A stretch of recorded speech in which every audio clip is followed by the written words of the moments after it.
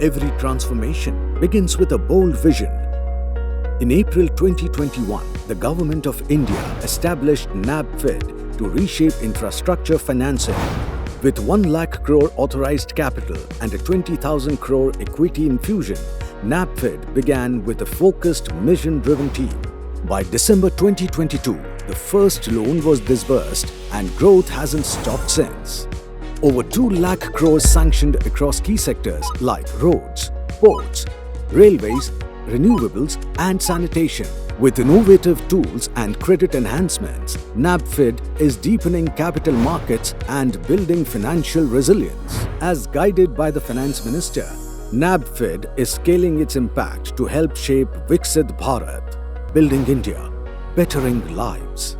Infrastructure financing is not a very smooth affair in our country. We have gone through issues and we are at the end of that cycle which created a lot of issues in the financial sector.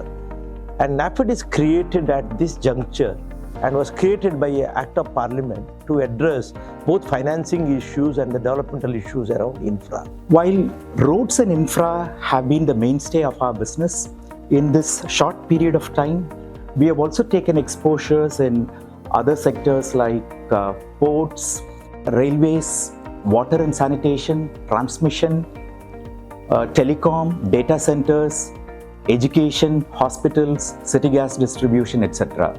We have a good mix of greenfield and completed projects and have taken exposures in newer formats like InvITs also. So this was one part of our mandate to create a asset book for our own self and lend to the infrastructure sector.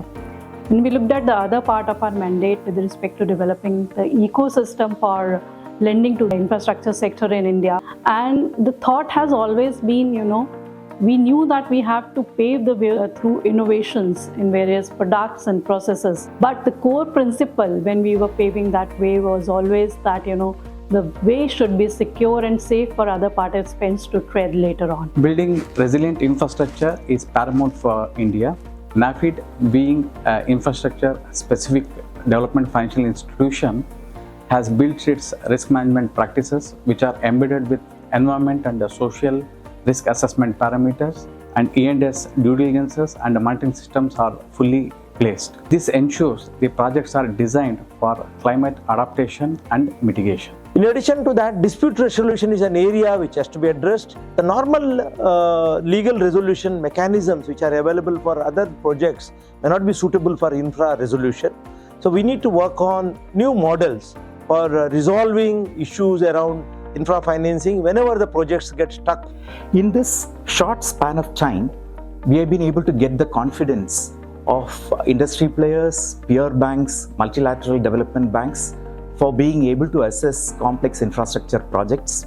We will be introducing newer products as well, be it partial credit enhancement, blended finance for green projects, specific products for urban local body financing, cash flow discounting for completed projects, etc. We are at present creating a data repository on all the infrastructure projects in the country across the project life cycle, starting from initiation of the project to actually completion of the project and the repayments. This will help build the trust of various kind of stakeholders in this system, be it policymakers, be it regulators, be it the investors, or be it the bondholders, so that there is no information asymmetry between various participants when they invest into the infrastructure segment of the country.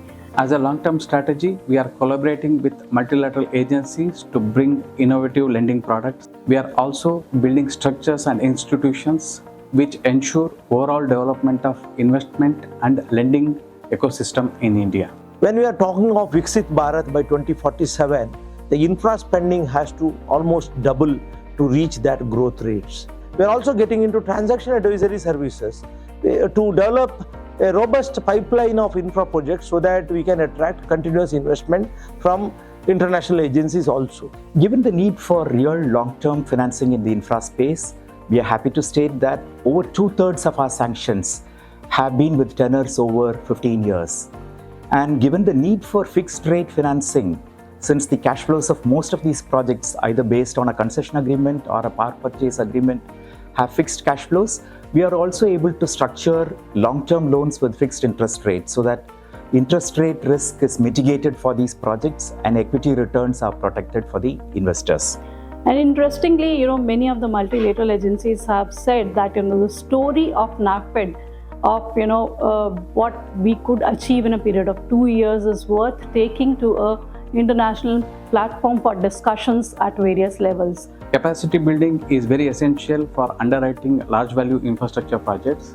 NaBFID is focusing on building sector specialization and leveraging the technology for data-driven decision making. The projects which are underwritten by NaBFID should build confidence for other lenders to participate in such syndications. In addition to that, we need to focus on urban infra development. As the country is developing, actually urbanization is moving up very fast, and the quality of living, if it has to improve, we need to invest in urban infra and also to monitor and ensure that the projects get completed on time. Developing bond market is one of our agenda, and partial credit enhancement as a tool, we want to connect to the long-term assets which are basically the infra assets. We would like to build on this core strength of ours and be considered as the national champion or a one-stop shop for financing complex long-term infrastructure projects. In this journey of creating that name for NaBFID and achieving those milestones, we cannot forget the dedicated work put in by the employees of the organization. I take this opportunity to thank the employees for their dedicated support and sincere efforts for making NaBFID what it is today. And we also take this opportunity to thank the government and the regulator in supporting NaBFID in all its endeavors. I think our tagline aptly captures this: building India, bettering lives. We invite you all to be a part of this journey in building world-class infrastructure so that we become a Viksit Bharat by 2047. Thank you.